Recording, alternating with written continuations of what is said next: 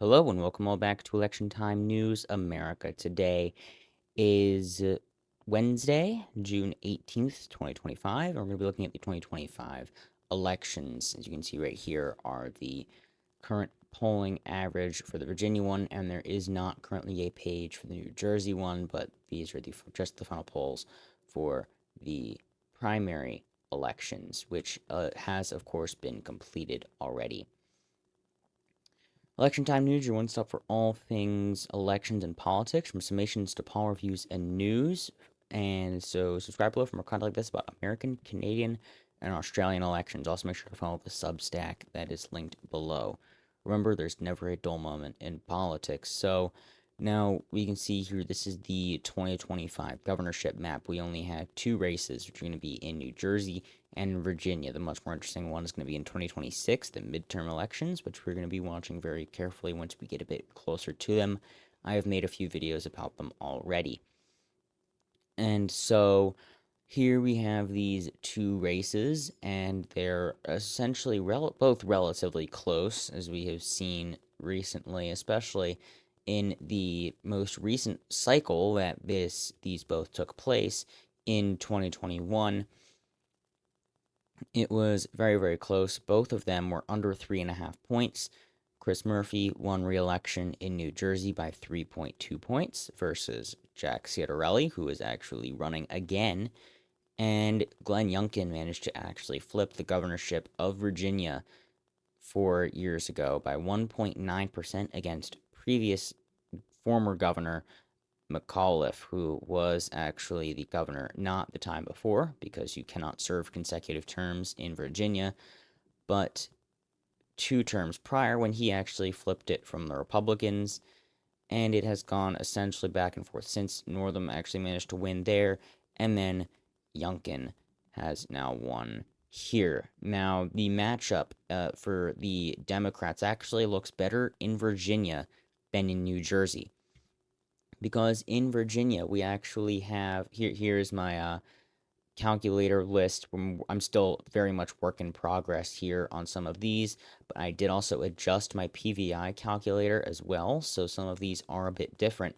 But if you even look at the two races here, based on all of this, I still have the fact the two races this year are just New Jersey and Virginia, and we have, of course, this huge stock of races that are up next year, basically almost every single governorship, as well as our Class 2 Senate elections. But we only have New Jersey and Virginia. And so this result, I guess, is just very preliminary. I haven't even put anything else up here. But the RCP top line is negative 6.6, which means that the Democrats have a 6.6 point lead, as you can see right here. I will have to keep updating that. I don't think there's any way that I can just keep that updated unless someone else is doing it, at which point I could link something in a Google Sheet to that. But that's all complicated. I'll get to that later. That is, again, that is still absolutely a work in progress at this point in time. But Spanberger, 6.6 point lead, and Abigail Spanberger herself is a relatively strong candidate, and so that is a potentially concerning sign for the Republicans. She was not in the 2024 elections, but if you go back to 2018, you had, starting in 2016, you can look at Virginia's 7th district. Brett won by 15.3%. And if you look at the national environment, Democrats 49.7 to Republicans 49.3. That is a .4, D plus .4 national environment. So then if you go to 2018, the Democrats won the national environment by quite a bit more than that. That is 14 points. However, this race goes from 15.3 to 1.9, defeating the incumbent. So she still, even though it was a very blue environment, she still overperformed by about 2.5 points compared to where the district was prior. Now, also very impressive was just the overall performance in Virginia by the Democrats. The 10th district going from 5.8 all the way to 12.4, again defeating an incumbent there as well. The 5th district getting pretty close as well. The 2nd district flipped in the same manner, but then it got redrawn, and Republicans did end up flipping it back. But Anyway, Spanberger basically started off her career by flipping the 7th district by 2 points in 2018. And then, even though the national environment was only D plus 4.8, she still held on to her seat by exactly the same margin. Actually, a tenth of a percent less, but still, that is a shift of 3, 4, 5 points to the left from 2018. And then got a much easier task after the redistricting in 2022. I believe this district was drawn as a safe red district back in 2014. It was forcibly redrawn in 2016. I don't remember exactly where, but the 4th, the 7th, and the 1st all were redrawn for the most part. The rest of the state stayed the exact same, but you can see there's a bit of redrawing between those three districts. Actually, the 2nd, the 3rd, the 4th, the 7th, and the 1st. The Democrats were required to get another district out of that. So, moving into the 8th district, she then won it, secured it again, and then had a much less competitive cycle in 2022. And then she actually did not run again. Vindman took the seat in 2024 and won by 2.5 points, which is less than Spanberger did, which just goes to show that she is generally an election overperformer.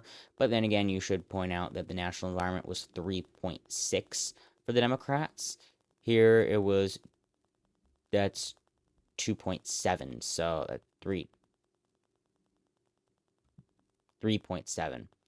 And here it's 3.6. So interestingly, the Democrats actually did 0.1% worse, I believe. Yes, 3.6 there, 3.7. They actually did 0.1% better in the national popular vote for the House races in 2024. Yet Vindman actually performed 2 points worse than Spanberger did. Now, of course, there's the incumbency effect. That's definitely part of that. But then again, it's still an underperformance by Vindman, which, considering the fact that she greatly overperformed in 2018, continued to improve in 2020, I think it just goes to show more Spanberger's overperformance and strength as a candidate than anything. Now, who on earth is Winsome Earl Sears? She is the current I'm completely blanking on the term right now. The Not attorney general. Wow, the vice governor. I am completely blanking on the official term right now. I'm actually gonna quickly get. This is actually very disappointing. But every once in a while you end up having a blip in your memory here. So let's see what we can do. I'm not even getting anything up right now. So basically, it's the. Okay, that's what that is. All right. Lieutenant governor. I took way too long to remember that. She is the lieutenant governor. Now, something interesting about this election cycle is that no matter who ends up winning here, Virginia is going to have its first female governor based off of the fact that both of the two nominees are women. So that's very exciting, I guess, for the overall. It's one of 18 states that never had a female governor. So now Kamala Harris won the state by 5.8%, which you can see does contribute to its PVI here. If we scroll down to Virginia, D plus 8, 2.07 Democratic aligned trend recently. So that is definitely interesting. And so it voted 7.25 points to the left of the nation as a whole in 2024 compared to 5.65 points to the left of the nation in 2020 and 3.23 points to the left of the nation in 2016, and it actually basically voted right with the nation in 2012 and a point to the right of the nation in 2008. So all of that, also its demographics are somewhat favorable for the Democratic Party. It's a bit more white than on average, but it's quite a bit more educated. However, it is then a little bit older, but the education gap is the largest out of these gaps here, and those are relatively close. So it is a slightly Democratic favored demographic. So there's a quarter point boost for that, which is, of course, weighted slightly in this average here. So it is a PVI of 8. And now, for the first time in a long time, I'd bet it actually has a bluer PVI than the state of New Jersey, which is going to be the more uphill battle for the Democrats. So as of right now, I'm going to put the Virginia in as a lean Democrat race. That is going to be chances between 65 to 80, which is probably a bit, is definitely going to be very, very, very close to 65, if anything. It's bordering between tilt and lean, just because it's definitely a an advantage, but we're gonna have to wait a lot longer before there's any true predicting of what's gonna happen here. There's not really many polls yet. Quite a few. Click Political Report, lean. Inside Elections, tilt. Salvador's Crystal Ball, lean. So all of them do have it going to the Democrats, even though it was actually before many of the nominees were picked. April 17th, I believe, was before the nominees got picked. If you look down at the polling, Abigail Spanberger has not lost a single poll so far, and some of them have been by ridiculous amounts. Roanoke College, I don't know what's going on here with that huge margin there. A lot of undecided voters, those typically end up breaking a bit more Republican, but more Republican than you might expect, but they are still um, typically go most for the party that the state votes for on the presidential level. So in Virginia, it'd probably be close to somewhat around 60-40 for the Republicans, considering it votes a bit blue, but usually they end up going somewhat heavily Republican. But now the more difficult state is going to be New Jersey. They don't have any general election polls, as the primaries were very recent.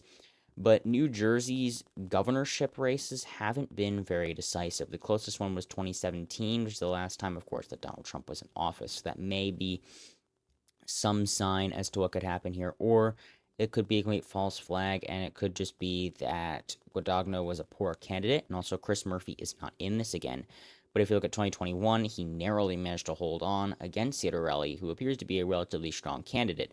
So that does seem to go in favor of the Republican Party here.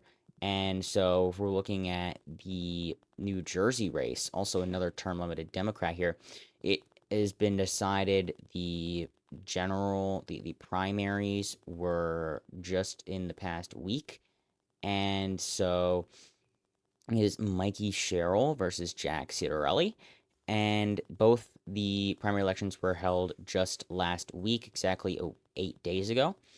And so now Cheryl definitely won with a less decisive primary, but there were multiple more candidates in the field than there were in the Republicans, and Ciattarelli was basically the presumptive nominee to begin with. So now we do have the end race here in mind is going to be now all three of these predictors have it as lean D, which honestly I think is actually a bit too strong of a rating here. We basically don't have any polls here. I mean, we do have two, and that's up by a lot by Survey USA, but only 576 and only 600. So these are relatively high margin of error polls. 6.1, 12% undecided, another 12% undecided. We're going to want to wait for that number to start going down as we get closer to election day. But only being ahead by 3 by a Democrat that's a Republican aligned pollster, but somewhat trustworthy in general, plus or minus 4%. So that is within the margin of error. So for that reason, basically alone, I'm going to be putting this as a tilt blue race. So, however, it can't be ignored that again, there's a lot of strong general favorables for the Democratic Party in New Jersey. 7.5 for PVI. That's going to be somewhat difficult to overturn. Now, New Jersey does have a very strong Republican lean as of recent. The demographics are essentially flat even, and so that doesn't help the Democrats in any way either. 1.83 to the right. That's going to be after it went from voting considerably to the left of the nation at its peak was actually in 2012, where it voted 14 points to the left of the nation after voting 8.25 to the left in 2008, and then it voted 12 points to the left in 2016, 11.5 in 2020, and then all the way down to 7.25 in 2024, voting for the Democrats only by 6 points. So the weighted national is 9.49, and you can see that the most recent election is below that. So that means that it is generally a right trending state. So, and it is slightly of some concern, and it has gone red before. Back during Obama's term when he was first elected in 2008. The following year, Republicans flipped both races with Chris Christie, of course, was the governor there. He's very not liked from what I can tell now, but back then he was a very popular governor. And so he won by almost 4 points back the year after. But again, that was the year a Democrat won the presidency. New Jersey's governorship, with the exception of 2021, tends to go against the party that is in power in the White House. So in 2009, it went red. He won re-election by 22 points in 2013, which is a large margin. He only lost 2 counties, and so that's a huge show out for the Republicans. That's, I think, the largest Republican win for a long time. This is the only statewide election held in New Jersey since the 1988 presidential election in which a Republican earned a majority of the vote. So that's the only time that Republicans gained over 50%. As you can see in 2009, Christie only got 48.45%. That is not 50%. So, and it's the only time that they have actually managed to do such a thing, which may, in theory, be possible again. But as of right now, they do have the fundamentals running against them.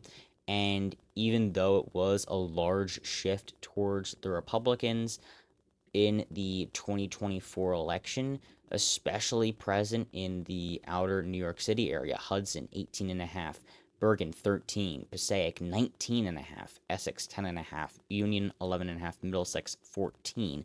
The entire state moved to the right, which even in the swing state of Pennsylvania, you had a few counties that moved to the left all across the Central Plains area, and interestingly, Butler County did move to the left. And in Michigan, you had a few counties move to the left. Leelanau County moved 2.5 points to the left. Wisconsin, you had a few counties move to the left, mostly the red backing suburbs around Milwaukee. So basically, almost any state you had, of course, with the exception of Arizona, which has a very small amount of counties. Same thing in Nevada. It doesn't have many counties. Nye County is the second largest county by land size in the country, but even it had 3 counties that moved to the left.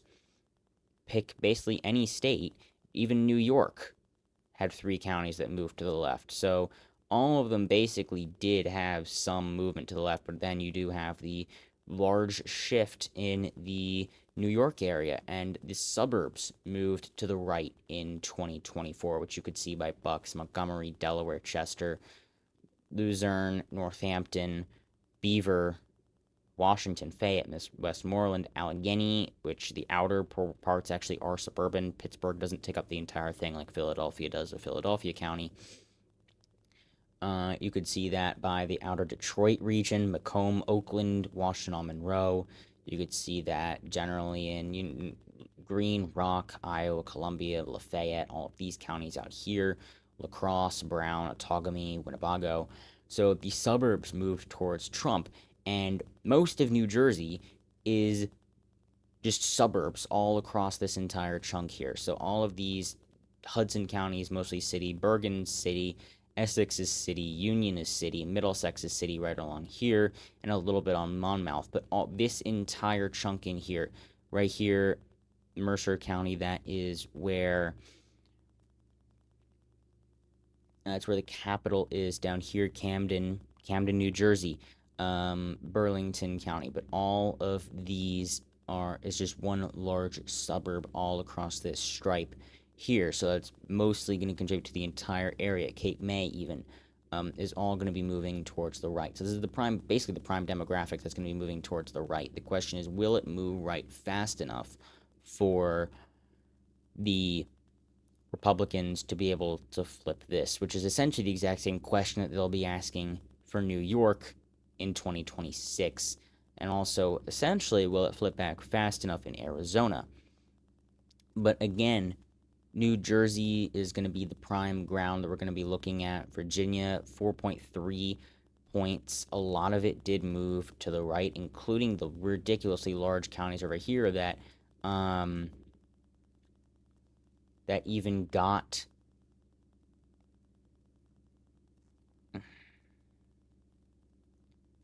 those are literally the exact same counties that managed to get Glenn Youngkin in Virginia to his election in the first place. He got enough support out of Fairfax County, which is by far the largest county in the entire state, and some of the Loudoun and these other regions, Norfolk as well, and the Southern Cities region to carry him over the finish line.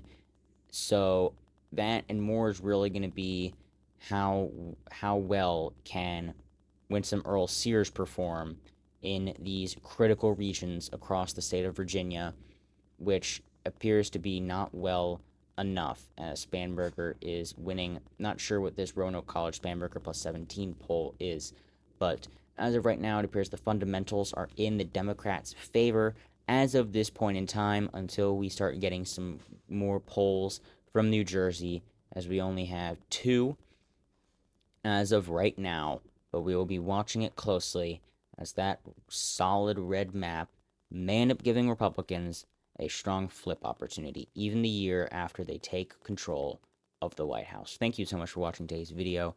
Make sure to subscribe below if you're not already subscribed. And everyone have a And right, real quick, I will be getting to the Australian Tasmanian election that was called recently very soon, so I'm not missing that.